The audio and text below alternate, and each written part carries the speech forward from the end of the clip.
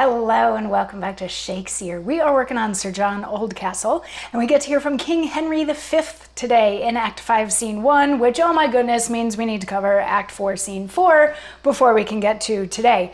But earlier in Act 4, we had Sir John Oldcastle almost getting arrested, but then not getting arrested, but then actually getting arrested again by the Bishop of Rochester, because the bishop had an arrest warrant for him that was written before the king then pardoned John, but the bishop was gone by then. So because of this whole dispute, John was like, fine, take me in front of the king and he will acquit me himself. So they've taken him off to the Tower of London, and Lady Cobham has gone with to be nearby, and she was kicked out of the house and all this. So things were looking a little bit dire. So Act 4, Scene 4, we are at the Tower of London where Sir John Oldcastle is being held, and the Bishop of Rochester wants to talk to him. And so he shows up and he's got a couple guards with him. He's like, just go get a drink or something like that while I take care of this. So he calls and he's like, I'd like to speak to Sir John Oldcastle. So the tower keeper, the jailer, whatever, goes to get him. And as he's coming out, remember, Harpool was allowed to go and still attend on Sir John Oldcastle while he's being held in the tower. So Harpool and Oldcastle come out, and Harpool's like, follow my lead. This could be your chance to escape. So they start talking to the bishop, and the bishop is like, do you recant all of your religious beliefs, and do you come back to the church?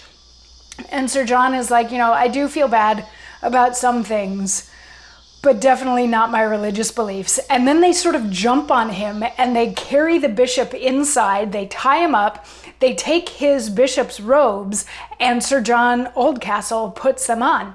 Meanwhile, the three servants that were with the bishop come back. They're like, he's taken so long. Like, what is this? And John comes out wearing the robes, and he's like, it's time to go. It's time to get out of here. And Harpool comes out playing the part of Harpool, standing up for his master, who is still inside the tower. So he's going after Oldcastle, who is dressed like the bishop, and he's like, how dare you treat my master that way, and blah, blah, blah, blah, blah. And then the servants jump in to defend the bishop, who is actually John, because the bishop is tied up inside. And Harpool eventually draws his sword, and while they start fighting, Sir John Oldcastle just runs away. And that's how he escapes. So then some other police type figures show up, and they're like, who is drawing their sword this close to the tower? Like, what are you doing? And they're like, well, we're fighting with this guy and whatever. Meanwhile, we start to hear the bishop yelling from inside for somebody to please come and help him. So he's tied up and he doesn't have his vestments, but he manages to make it to the door, and he's like, that wasn't me, that was Oldcastle wearing my clothes that ran away. And they're like, oh my, how did this happen? This is terrible.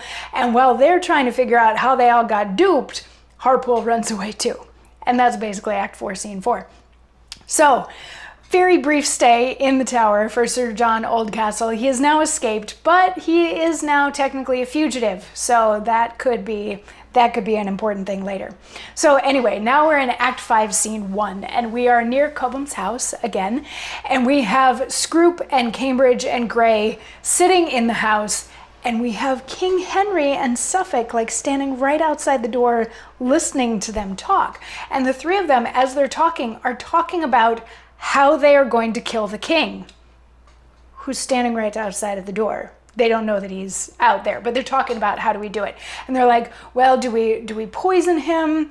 Or I believe it's Cambridge says that he is a bedfellow of the king, so he sleeps in the same general area as the king. He's like, well, I can just wait until he's asleep and I can go and get him then. And they're like, well, do we maybe do this in France when he gets to France, and then we could just blame it on the French? Or do we need to do it before he goes to France? All this kind of stuff. They're like, all right, we really would like it if Cobham was here to help figure this out. So let's go and do it. And they go like they're gonna get up, but then the king and Suffolk come in, and they're like, he's like, they're like, do we get up and go now? And the king says, that were a shame indeed. No, sit again, and you shall have my counsel in this case. If you can find no way to kill this king, then you shall see how I can further ye. Scroop's way of poison was indifferent, but yet, being bedfellow unto the king, and unsuspected sleeping in his bosom, in mine opinion, that's the likelier way. For such false friends are able to do much, and silent night is treason's fittest friend. Now Cambridge, in his setting hence for France, or by the way, or as he goes abroad to do the deed, what was indifferent too, yet somewhat doubtful, might I speak my mind. For many reasons needless now to urge, Mary, Lord Grey came something near the point, to have the king at council, and there murder him, as Caesar was amongst his dearest friends. None like to that, if all were of his mind. Tell me, oh, tell me, you bright honor's stains, for which of all of my kindnesses to you are ye become thus traitors to your king, and France must have the spoil of Harry's life? So I sort of like the way that this is played off. Obviously the king has been listening to them plotting how to kill him, so he comes in and he offers his opinion on what the best way to do it would be. He's like, poison could work, or, killing him in the middle of the night, because that's what sneaky false friends do, is they run around and they do nefarious things in the nighttime. And he's like, well, you could also kill him in transit. Maybe that would work. But maybe surrounding him by the people that he thought were his friends and having him killed the same way that Julius Caesar was, maybe that's the way to go. And I love that very pointed, because these were people who he at one point trusted, who are now treasonous and traitorous and plotting his death. So just an interesting little capper on the end there. And then in the last couple lines, he's like, what on earth did I ever do to merit this? What did I do that was so offensive that you have to kill me while I'm on my way to France, or however it is that you plan to do it? And all that they can manage to say is, oh, please pardon us. And he's like, no, I'm not going to pardon you. Are you kidding? And he tells Suffolk and the guards, he's like, take them out and drag them through the streets, string them up, they're dead. So they are carried out into the street because they are to be executed, arrested and executed.